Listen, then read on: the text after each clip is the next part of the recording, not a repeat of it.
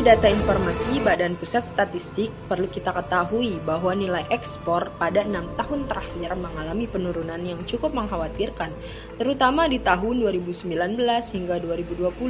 Tentu saja hal ini berkaitan dengan adanya masa pandemi COVID-19 yang menyebabkan kelumpuhan ekonomi Indonesia, terutama pada para pelaku usaha UMKM.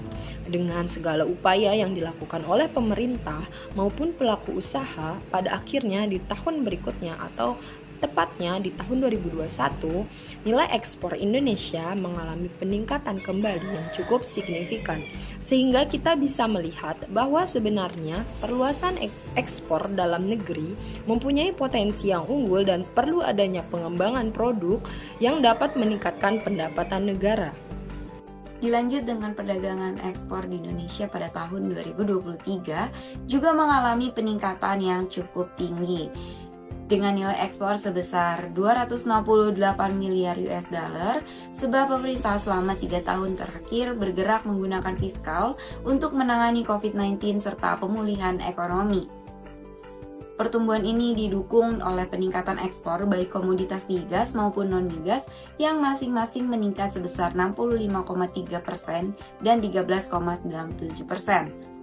Beberapa komoditas utama yang mendukung positifnya kinerja ekspor diantaranya adalah besi, baja, logam mulia dan perhiasan atau permata, serta karet dan barang dari karet.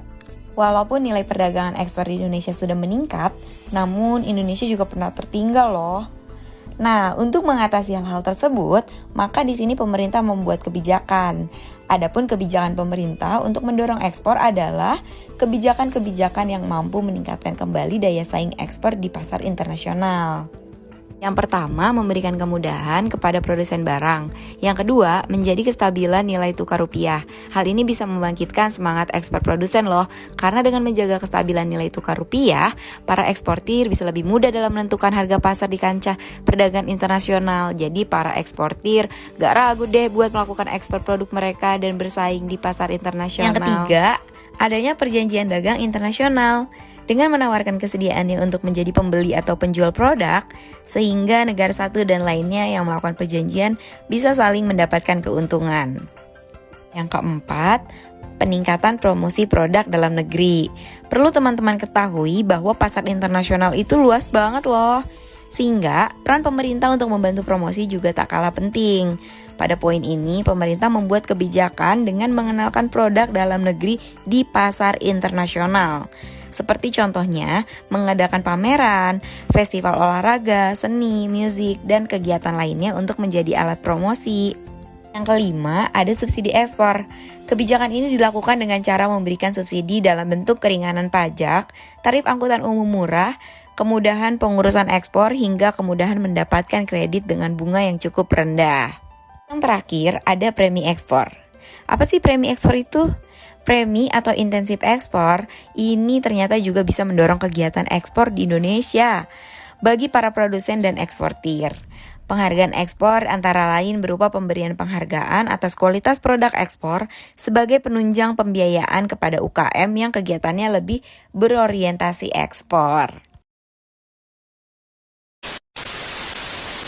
A few moments later. Nah, teman-teman, gimana nih pendapat kalian tentang penjelasan kelompok kami? Apakah sudah menjawab semua kekepoan kalian tentang dunia ekspor? Seseorang pernah berkata kepada saya, jika kita menginginkan hal besar yang terjadi di hidup kita, maka kita juga harus siap untuk melakukan perjuangan yang lebih besar juga.